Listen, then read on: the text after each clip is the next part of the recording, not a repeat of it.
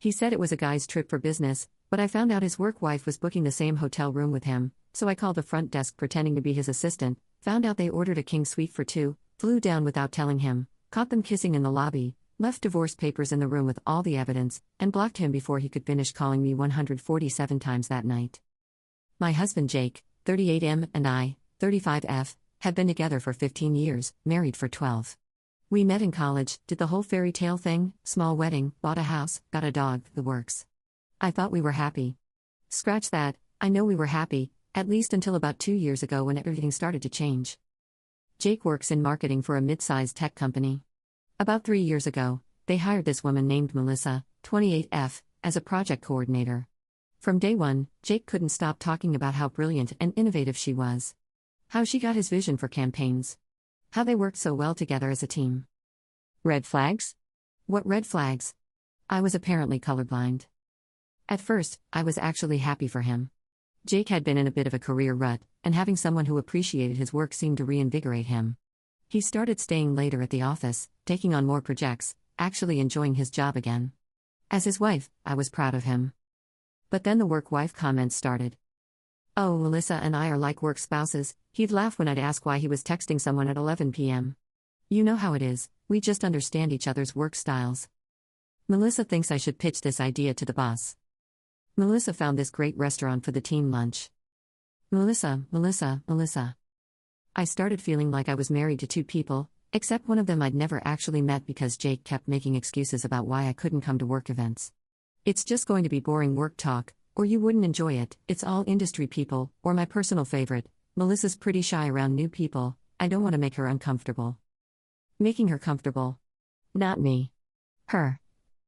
So gradual that I convinced myself I was being paranoid. Jake started working out more, buying new clothes, using cologne I'd never smelled before. He said it was a midlife refresh and that he wanted to feel more confident at work. When I complimented him on a new shirt, he'd casually mention that Melissa said the color looked good on me. He became more secretive with his phone. Not obvious about it, but subtle. He'd place it face down during dinner, take it with him to the bathroom, charge it on his side of the bed instead of the kitchen counter like he'd done for years. When I'd ask who was texting, it was always just work stuff or the guys. Our intimacy started declining. Not just sex, but everything. The good morning kisses became pecks. The random hugs while I was cooking dinner stopped. He stopped asking about my day with any real interest. When I tried to tell him about something that happened at my job, I'm a graphic designer at a small firm, he'd nod along while clearly thinking about something else. But the worst part? He started comparing me to her. Not directly, never directly. Jake's too smart for that. But he'd make these little comments. Melissa's really into hiking. She did a 15-mile trail last weekend. I prefer indoor activities. Melissa makes her own kombucha. She's really health conscious. I enjoy wine and takeout. Melissa's learning Spanish. She wants to travel more. I've never been interested in learning languages. Every comment felt like a tiny paper cut. Alone, they were nothing. Together, they were slowly bleeding me dry. About 6 months ago, Jake started talking about this big conference in Miami. His company was sending several people, and it would be a great opportunity for team building and networking. He was excited about it in a way I hadn't seen him excited about anything in years. It's going to be great, he said, practically bouncing. Just the guys from the marketing team, hanging out, talking shop, maybe hitting some clubs. You know, bro time. Just the guys. He specifically said just the guys multiple times over the following weeks. How's the Miami trip planning going? I'd ask. Great. Can't wait for some guy time with the team. We never get to just hang out without work pressure. Who's going again? Just the guys from marketing. Mike, Dave, Chris, and me. Boys trip. Red flag number 847, but who's counting? As the trip got closer, Jake became more animated. He bought new swim trunks, new button-down shirts, even new underwear. I want to look professional, he said when I raised an eyebrow at the $200 worth of boxer briefs. The night before he left, we had sex for the first time in almost a month. It felt different though, like he was performing rather than connecting. Like he was checking a box before his big trip. I'll miss you, he said, kissing me goodbye at the door. Looking back, I think he actually believed that when he said it. Sunday morning? The trip was supposed to be Wednesday through Sunday, 4 days of team building and networking. He texted me when he landed, sent a picture of his hotel room, a standard double queen setup, and then nothing. Thursday, one text around lunch. Busy day. Talk tonight. Didn't call that night. Friday, conference is intense. Exhausted. Love you. No call. Saturday, nothing until I texted first. Having fun? How's the weather? His response, yeah, good. Tired. By Sunday, I was hurt and confused. This wasn't like Jake. Even when he traveled for work before, he'd call every night, send pictures of weird local food, complain about hotel pillows. Radio silence wasn't his style. Monday morning, I decided to surprise him with his favorite coffee and muffins when he got home. I wanted to reconnect, to shake off the weird distance that had been growing between us. He walked in the door looking different. Relaxed in a way I hadn't seen in months, but also guilty? Like a kid who'd been caught with his hand in the cookie jar but wasn't sure if he'd been seen. How was the boys' trip? I asked, handing him the coffee. Great. Yeah, really good bonding time with the guys. What did you guys do? Oh, typical conference stuff. Some sessions, team dinners, hung out at the hotel bar. Did you do anything fun? See any sights? He paused. Just for a second, but I caught it. We went to South Beach one afternoon. Nice to get some sun. That sounds fun. Did you take any pictures? Another pause. Nah, you know me. Always forget to take photos. Except Jake always took photos. Always. He had 10,000 pictures on his phone of the most random shit. But no pictures from a 4-day trip to Miami? But I'm not ashamed of it either. Something was off, and my gut was screaming at me to pay attention. While Jake was in the shower, I grabbed his phone. His passcode was still my birthday, small mercies, and I went straight to his photos. There were photos from Miami. Lots of them. Beach photos. Restaurant photos. Hotel pool photos. Sunset photos. And in at least half of them, reflected in windows or barely visible at the edge of the frame, was a woman with long blonde hair wearing a red bikini. My husband had lied to my face about not taking photos. But more importantly, there was definitely a woman on this guy's trip, and something told me it wasn't some random tourist. I scrolled through his texts, hands shaking. The group chat with the guys was pretty standard: complaints about conference food, jokes about the hotel AC, arguments about where to get dinner. But there was something weird about the timestamps. Most of the group messages were during conference hours. Evenings and mornings were mostly quiet. But there was another text thread that made my blood run cold. Jake had a message thread with someone listed as M. Work. The last message, sent Sunday evening, just said thanks for an amazing weekend. Can't wait to do it again soon.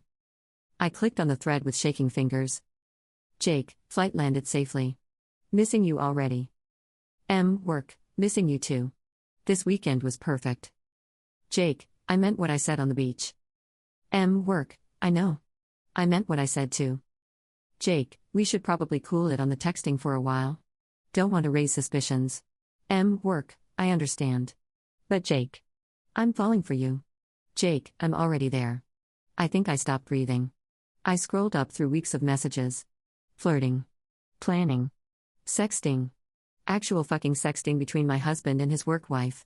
Can't stop thinking about you in that black dress from the client dinner. I keep imagining what it would be like to wake up next to you. 2 more weeks until Miami. I've never wanted anything more. Booked us the suite. Can't wait to have you all to myself. Us. Sweet. All to himself. This wasn't a guy's trip. This was a romantic getaway with his mistress, and I was the idiot wife sitting at home making his favorite muffins. I sat on that bathroom floor for I don't know how long, reading through months of messages between my husband and Melissa. Because of course it was Melissa. Of course it was his brilliant, innovative, health-conscious work wife who understood him so much better than his actual wife. The affair had been going on for at least 4 months based on the messages. It started with late-night work conversations that turned personal, then flirty, then explicit. They'd been meeting for coffee, for lunch, even for drinks after work while I thought he was just working late. But Miami was going to be their first full weekend together. Their first chance to be a real couple, as Jake had put it in one message. I screenshotted everything. Every single message, every photo, every emoji. I backed them up to cloud storage, emailed them to myself, saved them in 3 different places. I was methodical about it, which surprised me. I thought I'd be crying or screaming, but instead, I felt cold. Calculating. Jake got out of the shower, and I was sitting on our bed, phone in my lap, acting normal. Feel better? I asked. Yeah, much better. Sorry I was so gross from travel. No problem. I'm just glad you're home safe. He kissed my forehead, and I had to fight every instinct not to recoil. This man who I'd loved for 15 years, who I'd built a life with, had just spent 4 days fucking another woman in Miami while telling me it was a guy's trip. I'm exhausted, he said. Think I'm going to go to bed early. Sure, honey. I'll be up in a bit. I waited until he was asleep, then I started planning. I didn't sleep that night. Instead, I sat in our kitchen with a cup of coffee and a notebook, planning the most important project of my life: how to catch my cheating husband and his mistress red-handed. Going through his phone had given me valuable intelligence. They were already planning their next trip, a work conference in San Diego in 2 weeks. Jake hadn't mentioned it to me yet, but based on their messages, he was going to play it off as another teen trip. But this time, I was going to be ready. First, I needed more evidence. Screenshots were good, but I needed something more concrete. I hired a private investigator, a woman named Sarah who came highly recommended and specialized in infidelity cases. She was expensive, but I'd been building my own savings account for years, thank God for small financial independencies, and this was worth every penny. Sarah's job was to follow Jake and document any meetings with Melissa outside of work. Within a week, she had photos of them having lunch at a restaurant across town, holding hands across the table. Photos of them in the parking garage of his office building, kissing next to her car. Photos of them entering and leaving a hotel downtown during what was supposed to be a late team meeting. My husband wasn't just having an affair.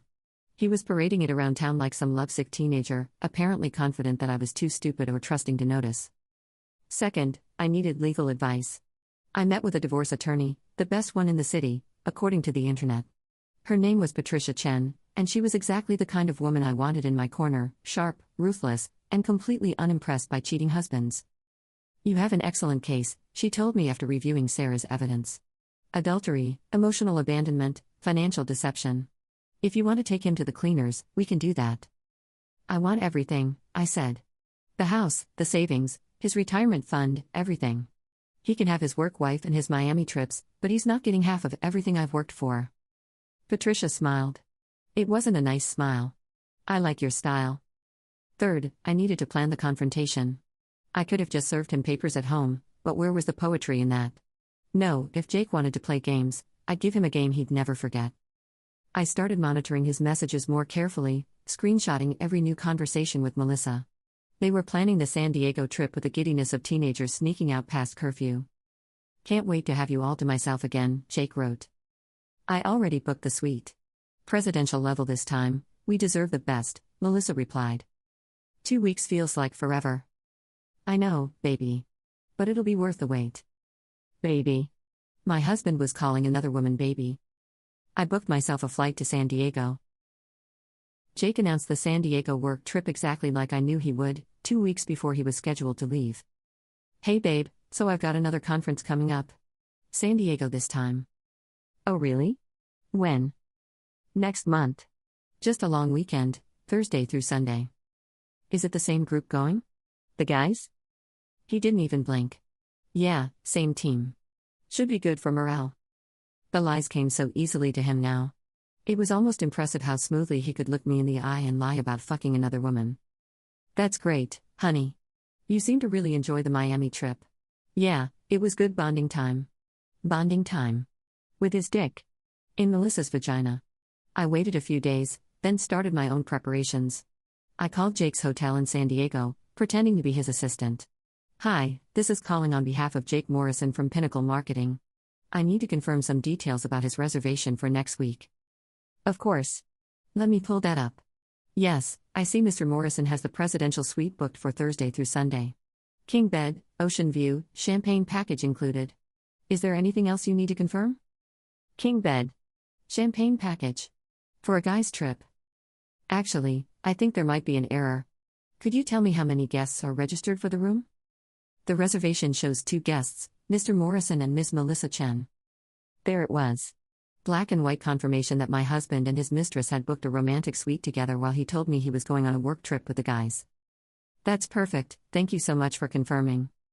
I hung up and immediately called Patricia. They booked a suite together under both their names. Presidential level, king bed, champagne package. I have them dead to rights. Excellent. When do you want to serve the papers? I want to catch them in the act. Can you have everything ready by Friday? Consider it done. And may I say, your husband is an idiot for cheating on someone with your level of strategic thinking. I like Patricia more every day. Thursday morning, Jake kissed me goodbye like the loving husband he'd been pretending to be for months. I'll miss you, he said, holding me just a little too long. Overcompensating. Miss you too. Have fun with the guys. It'll probably be pretty boring. Don't expect too many texts, you know how these conference schedules are. I understand completely. He grabbed his suitcase, the expensive one I'd bought him for our anniversary 2 years ago, and headed for the door. Jake? He turned back. Yeah? I love you. It wasn't a lie, not entirely. I did love him, or at least I loved who I thought he was. But I also wanted to see if he'd feel guilty about it. If there was any part of the man I'd married still in there. His face softened. I love you too, babe. More than you know. And then he left to spend a romantic weekend with another woman. I waited exactly 30 minutes after he left, then grabbed my own suitcase and headed to the airport. The flight to San Diego was the longest 3 hours of my life. I kept imagining what I was going to find, how I was going to handle it, what I was going to say. I'd practiced different scenarios in my head, but honestly, I had no idea how I'd react when I actually saw them together. Patricia had messengered the divorce papers to my hotel that morning.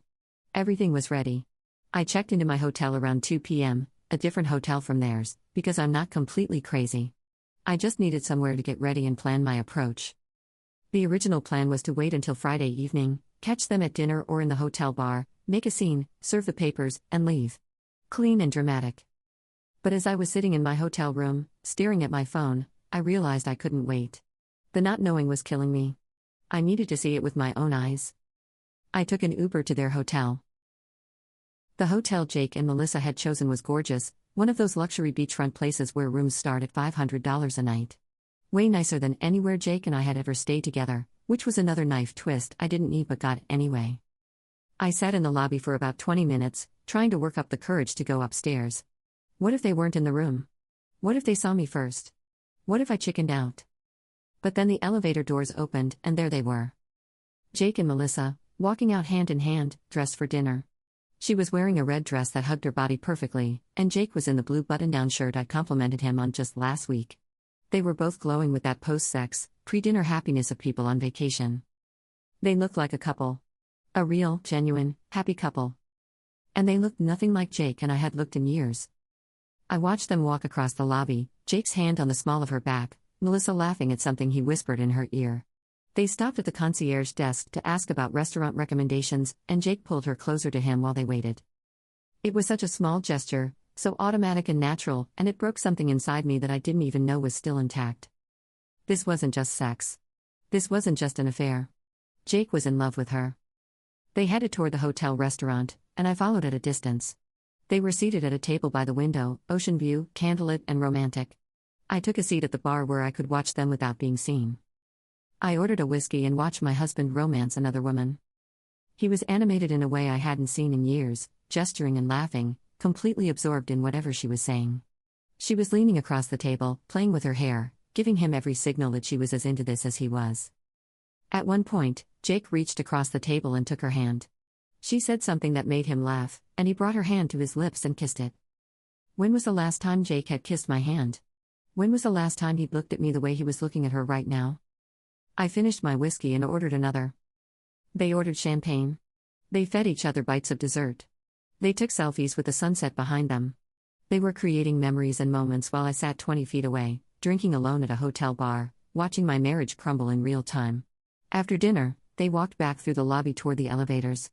Jake had his arm around her waist, and she had her head on his shoulder. They looked like they were floating. I waited until the elevator doors closed, then I made my move. I rode the elevator up to the presidential suite level, my heart pounding so hard I thought I might throw up. The divorce papers were in my purse, along with printed copies of all their text messages, the photos Sarah had taken, and a USB drive with everything backed up.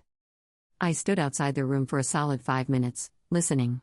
I could hear them talking and laughing inside, then music started playing. Something slow and romantic. I knocked on the door. The talking stopped. Footsteps approached the door. "Room service?" Jake's voice called out. "We didn't order room service," I heard Melissa say in the background. More footsteps. The peephole darkened as someone looked through it. Then silence. Then, oh, fuck. Oh, fuck. What? What is it? Melissa's voice was closer now.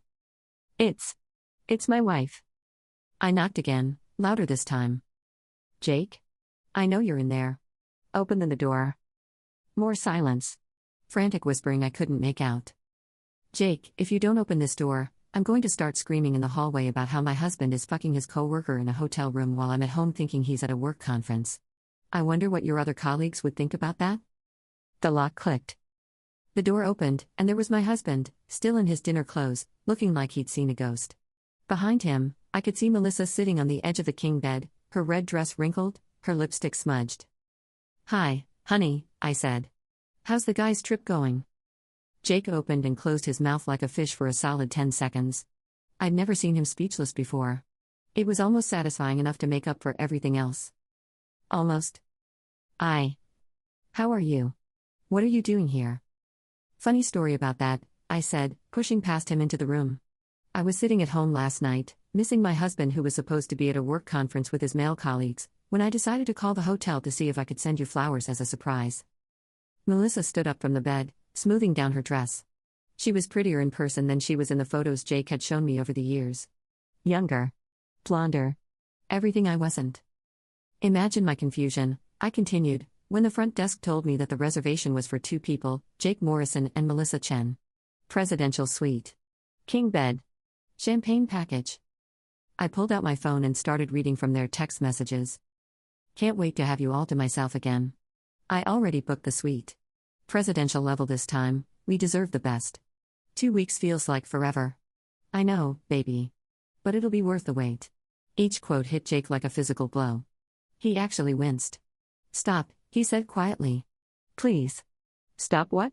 Reading your love letters to your work wife while you told me you were going on a boys' trip? Or stop embarrassing you in front of your girlfriend? She's not my. He stopped himself. She's not your what, Jake? Your girlfriend? Because these messages suggest otherwise. Or were you going to say she's not your wife? Because you're absolutely right about that. I'm your wife. Remember me? Melissa finally found her voice. Look, I think maybe I should go. Oh no, I said, turning to face her. You're not going anywhere. You're half of this equation, sweetheart. You knew he was married. You knew I existed. You chose to fuck my husband anyway, so you get to be here for the consequences. Her face went white, but to her credit, she didn't try to run. I turned back to Jake. 12 years. 15 if you count dating. Half my fucking life, Jake. I've been with you for half my life, and this is what I get? It's not what you think, he started. It's not what I think? Jake, I have photos of you 2 kissing in parking garages. I have text messages where you talk about leaving me. I have hotel receipts for your romantic getaways. I have GPS data showing that your late work meetings were actually at hotels across town. What exactly is it not? He had nothing. No explanation, no excuse, no defense. I want a divorce, I said. Don't. Can we please talk about this? Not here, not like this. When, Jake? When exactly would have been a good time to talk about this? When you were planning your Miami trip with her. When you were buying new underwear to impress your mistress. When you were lying to my face every single day for months. I reached into my purse and pulled out the manila envelope. You're being served, I said, holding it out to him. He didn't take it, so I dropped it on the floor at his feet. Everything's in there. The petition for divorce, the evidence of adultery, the financial records, all of it. My lawyer says I have an excellent case for an uncontested divorce with cause. You can keep your work wife and your romantic trips, but I'm keeping everything else. You can't. He started. I can't what? Leave you? Watch this. I turned toward the door, then stopped. Oh, and Jake? I'm taking the dog. I didn't go back to my hotel. Instead, I went straight to the airport and got on the first red-eye flight home. I spent the entire 5-hour flight crying, drinking tiny bottles of wine, and fielding text messages from Jake that I didn't answer. By the time I landed, I had 23 missed calls and 47 text messages. Please call me back. We need to talk. This isn't how I wanted you to find out. I never meant for this to happen. I love you. I still love you. Please don't do this. Can we work it out? I'll end it with her. I'll do whatever you want. Please answer your phone. I'm coming home. I blocked his number. When I got home, our dog Murphy greeted me at the door like I'd been gone for years instead of 2 days. I buried my face in his fur and cried harder than I'd cried since my father died. My phone rang. Jake, calling from Melissa's phone. I blocked that number too. Then my work phone rang. Jake again. I turned it off. An hour later, someone was pounding on my front door. I knew it was Jake, but I didn't answer. He stood out there for 20 minutes, alternately knocking and pleading through the door, before finally giving up. I changed the locks the next morning. The divorce proceedings were exactly as brutal as I'd hoped they would be. Jake tried to play the victim at first, claiming that I'd ambushed him and that we should try counseling instead of lawyers. But Patricia was ruthless. She laid out every piece of evidence we had, the text messages, the photos, the hotel receipts, the GPS data, everything. Jake's lawyer took one look at the file and recommended he accept whatever terms I offered. Your client was caught red-handed in an extramarital affair, Patricia told them during our first mediation session. He lied to his wife repeatedly, used marital funds to finance his relationship with his mistress, and showed a pattern of deception and betrayal that goes back months. My client is willing to settle this quickly and quietly, but if you want to drag this out, we're prepared to make this very public and very expensive. Jake looked like he wanted to disappear into the floor. In the end, I got everything I asked for. The house, the savings account, his 401k, the car, the dog, and spousal support for 3 years. Jake got to keep his work wife and whatever was left of his dignity. The whole process took 4 months. 4 months of Jake trying to contact me through mutual friends, showing up at my work, sending flowers with apology notes, and generally making a nuisance of himself while I rebuilt my life. But the most satisfying part? About 6 weeks after I served him, Jake and Melissa broke up. Apparently, the thrill of the affair was a lot more exciting than the reality of being together while going through a messy divorce. Who could have seen that coming? Jake moved in with his brother and started dating some 25-year-old from Tinder within 2 months of our divorce being finalized. Melissa transferred to a different department at their company to avoid the gossip. And me? I'm doing better than I ever thought possible. It's been 8 months since I caught Jake and Melissa in San Diego, and honestly, I'm happier than I've been in years. The house feels different without Jake's energy in it, lighter, somehow. I redecorated the bedroom, bought new furniture, and turned his home office into an art studio. I'd forgotten how much I loved painting until I had the space and mental energy for it again. Murphy loves having me all to himself. We go on long walks every morning, and he sleeps on Jake's side of the bed now. Sometimes I think he understands what happened and is trying to make up for it by being extra loving. Work has been great too. Without the constant stress and distraction of trying to figure out why my husband was pulling away from me, I've been more creative and productive than I've been in years. I got promoted to senior designer last month and a raise that's helping me build my savings back up. Dating feels weird to think about, but I'm not opposed to it eventually. A few friends have tried to set me up, but I'm not ready yet. I'm still figuring out who I am as a single person after 15 years of being half of a couple. But the best part? I sleep so much better now. I didn't realize how much energy I was spending on worry and doubt and trying to convince myself that everything was fine when it obviously wasn't. Now I know the truth, as horrible as it was, and truth is always better than uncertainty. About 3 months ago, Jake started trying to reach out again. Not to get back together, even he's not that delusional, but to apologize properly and explain his side. He sent a long email that I deleted without reading. He left a voicemail that I deleted without listening to. He sent a letter to my work address that I threw away unopened. Finally, he showed up at my favorite coffee shop on a Saturday morning. I was reading and enjoying my weekend when I looked up and saw him standing next to my table. "Please don't leave," he said before I could stand up. "I just need 5 minutes." I looked at him, really looked at him, for the first time since that hotel room. He looked older, tired, like he'd lost weight. His hair needed cutting, and his clothes didn't fit quite right. "You have 5 minutes," I said. He sat down across from me, and for a moment, neither of us said anything. "I fucked up," he finally said. "I know that's not enough, and I know it doesn't fix anything, but I need you to know that I know how badly I fucked up." I didn't respond. "It wasn't about you," he continued. "You didn't do anything wrong. You were a good wife, a great wife, and I threw it all away for. I don't even know what for." "For Melissa," I said. "For the idea of Melissa. For the fantasy of being someone different, someone more exciting. But it wasn't real. None of it was real. It was real enough to lie to me for months. I know, and I hate.